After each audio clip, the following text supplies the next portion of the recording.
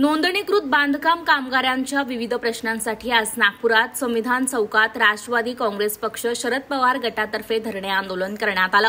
माजी गृहमंत्री अनिल देशमुख यांचे पुत्र आणि नागपूर जिल्हा परिषद सदस्य सलील देशमुख यांच्या नेतृत्वात आयोजित धरणे आंदोलनात राज्य सरकार विरोधात जोरदार घोषणाबाजीही करण्यात आली। यावेळी राष्ट्रवादी काँग्रेस शरद पवार पक्षाचे शहराध्यक्ष दुनेश्वर पेठे तसेच अनेक कार्यकर्ते पदाधिकारी उपस्थित होते।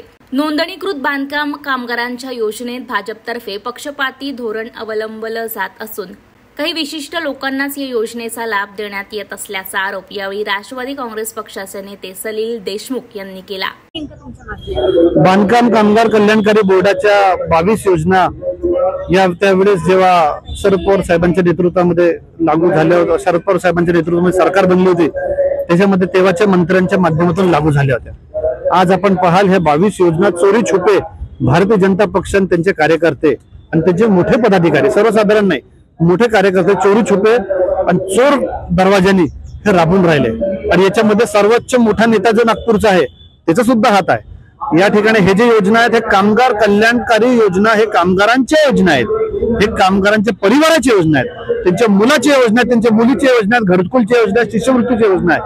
हे कोणाच्याही पक्षाचे मोठ्या पदाधिकाऱ्यांची योजना नाही। चोरी छुपे सायकल देणं, चोरी छुपे सगळं करणं, मागच्या दारून सगळ्यांची व्हिडिओ रेकॉर्डिंग त्या ठिकाणी आम्हाला लोकांनी दिली आहे आणि ते आम्ही आली वेळ तर ते कोर्टाला दाखवणार आहे। आणि जे शेतकरी, जे कामगार पक्षाचे जे हिताचे लोक आहेत, मग ते राष्ट्रवादी काँग्रेस पक्षाचे अनिल देशमुख असतील, काँग्रेस पक्षाचे असतील, शिवसेनेचे असतील, शिवसेना उबाटाचे असतील, या ठिकाणी या लोकांना त्या ठिकाणी आपल्या योजना राबू देत नाही द्यायला।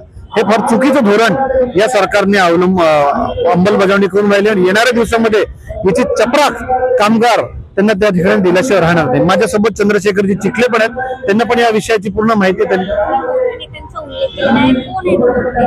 आपल्या सगळ्यांना माहिती आहे भारतीय जनता पक्षाचा कोण नेता आहे, जो नागपूरमध्ये बसतो, ईडी लावतो, सीबीआय लावतो, कटकारस्थान रचतो, या ठिकाणी अनाजी पंत सारखा वागतो किंवा त्यांच्या पावलावर पाऊल सारखा वागतो। त्या ठिकाणी आपल्या सगळ्यांना माहिती आहे हा नेता कोण आहे आणि येणाऱ्या दिवसामध्ये याच्या पायाखालची वाळू पण सरकली आहे। या नेत्याच्या माध्यमातून लोकांना अटक करा, यांच्यावर द्वेषाचं राजकारण करा।